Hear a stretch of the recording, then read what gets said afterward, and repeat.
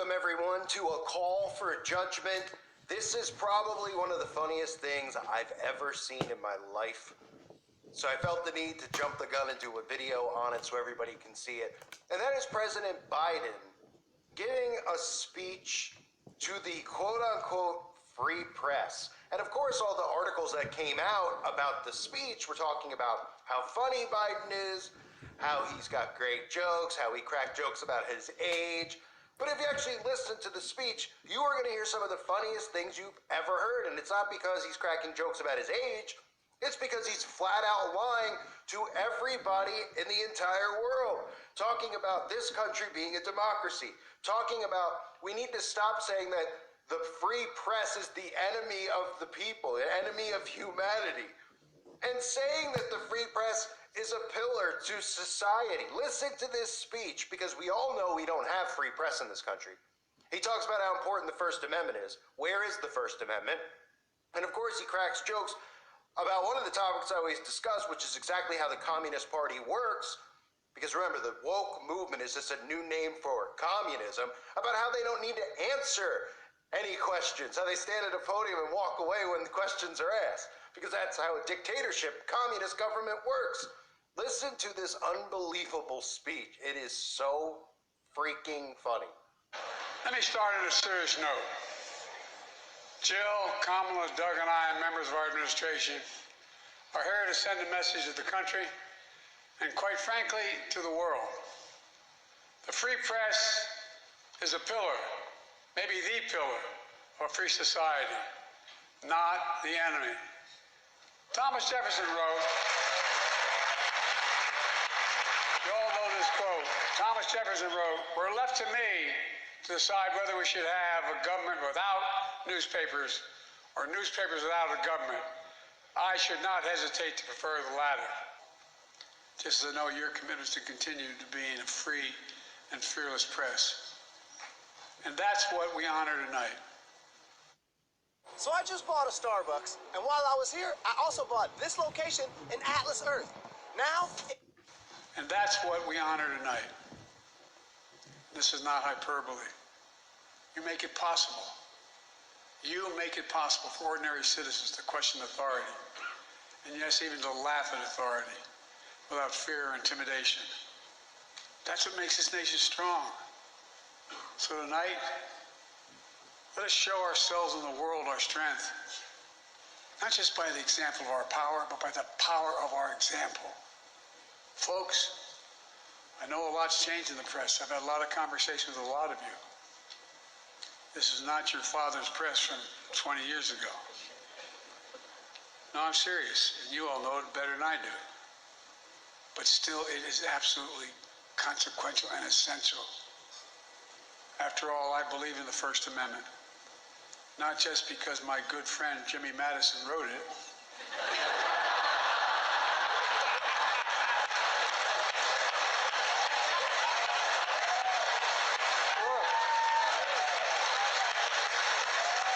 In a lot of ways, this dinner sums up my first 2 years in office. I'll talk for 10 minutes, take 0 questions, and cheerfully walk away. To the truth. Truth matters.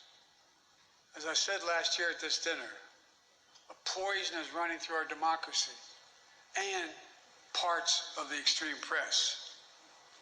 Truth buried by lies, and lies living on as truth. Lies told for profit and power. Lies of conspiracy and malice. Trying to be hard. Repeated over and over again. Designed to generate a cycle of anger, hate, and even violence. A cycle that emboldens history to be buried, books to be banned, children and families be attacked by the state, and the rule of law and our rights and freedoms to be stripped away. Or elected representatives of the people are expelled from state houses for standing for the people. I made clear that we know in our bones, and you know it too, our democracy remains at risk. But I've also made it clear, as I've seen throughout my life, it's within our power, each and every one of us, to preserve our democracy. We can, we must, we will. I'd like to make a toast, seriously. At this inflection point in history, let us commit there will be a nation that will embrace light over darkness, truth over lies, and finally, restore the soul of the nation. Hear, hear. So the opposite could not be more true for anybody with a brain. This shows you how hive-minded our society's become. If liberal people are actually listening to that and actually think that what this guy is saying is true, they are out of their minds completely.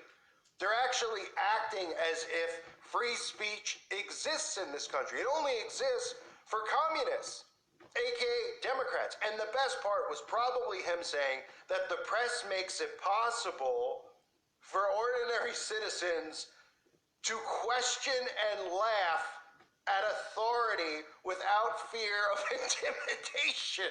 Are you choking me? So the question is, who decides who the free press is? Oh, the CIA, the FBI, and our government agencies, which are all one and the same, this satanic government that is in place. And if you question them, and you question these beta female males on television who have no scrotums, then you are labeled a threat to a democracy that doesn't even exist, because in a democracy, you can question everything that's happening. Why is it that only some of us can't question it? Why is it that they're so hell-bent on silencing all of us as if it's communist China? Because it's communist America. That's what it is. And the illusion of a free press that they convince these hive-minded liberals actually exists when it doesn't. Now, the Bible told us all about exactly what's occurred in this speech and exactly what's going on in today's world. In Isaiah chapter 5, verse 20, woe to those who call evil good and good evil, who put darkness for light and light for darkness, who put bitter for sweet and sweet for bitter. Notice how he used those terms at the end of the speech, where he was literally talking about good and evil. These people could not be more wicked. And over the last few years, I've been shocked at how open they've started to become with their psychological operations to admitting truth. When we saw Joe Biden admit to talking about, oh, these people think we drink babies' blood, just the fact that they're even bringing it up just shows you how scared they are and were. So they're creating this illusion, because again, democracy is no longer in place. They have to create the illusion that our democracy is getting destroyed, and it's going to be blamed on conservatives and Christians for everything that happens, when in reality they are sabotaging our society. They're sabotaging our food chain. They're sabotaging all of our freedoms, all of the Bill of Rights, all of the Constitution. They're sabotaging on purpose. And then they're telling these people who are liberal that they're the ones who are oppressed, that they're the ones who are victims. When in reality, they're being fully protected by the government. Anybody calls out their perversions or any of the acts that they do that are just despicable and disgusting, you just get labeled racist and hateful, and you get thrown off the internet. You know, I'm Italian, so I grew up with this mindset that you never ever mess with a person's family. You never mess with the way that a person earns a living to take care of themselves or their family or the people around them that they care about.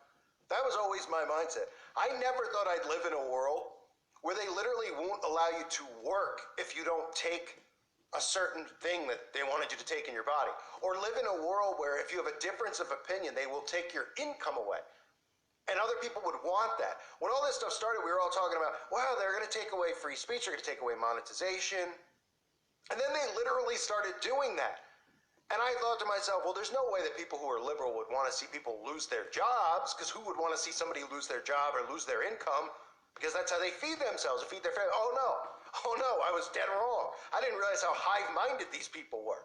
They are living in an alternate world, literally, where they actually think that they're the ones being silenced and they're the ones being oppressed, when all of us are the ones who are silenced. All of us are the ones who are oppressed. Could you imagine if somebody like PewDiePie got thrown off? Now, I'm not the equivalent to PewDiePie, but just imagine if PewDiePie got demonetized and then kicked off of YouTube. What a big deal they would make. right? They make a huge deal about it. Well, I can't believe it. How could you silence him just because he has a difference of opinion? Oh, see, these people are allowed to speak because they're going along with the communist agenda, the communist manifesto. They're pushing the perverse. They're pushing a world of lies because they've been indoctrinated so deep and so hard by the government, by the school system, that they literally believe everything they're told. We have a world that they literally force something upon everyone where people actually lost their jobs if they didn't do it. And then they came out and said, oh, a year later, oh, it actually doesn't work or prevent any of this stuff, but you should still do it. And these people still defended it. That is mind control that is so thick that it is irreversible for these people. So now we're at a point where the president of the United States comes out, talks about free press with a straight face, and these people actually believe it. And then the mainstream media reports on the speech, and the entire thing they report on is how funny he is about his age and how he's running again. And there's no mention of the fact that they talk about the people in the press, which saw those puppets in that room, all those losers that would never be there if they didn't go through the Tavistock Institute and they weren't pushed through the CIA. They're all agents. It's the only reason there's no talent. They're all insecure on the inside, which is why they silence voices that go against them. Because if they ever put someone like me on MSNBC to argue with one of these people, I would bury them alive on the spot. You literally would hear them crap their pants with me on there. And that's not me patting myself on the back. I don't have an ego. I barely have any self-confidence. Okay? I'm just telling you that's the way it is if you put me on a platform with one of these people, because they can't debate. They can't argue for the insanity that they're putting out there. They just lie and lie and lie. And we've never lived in a world where the media is so full of lies. And then they act like everything's the other way.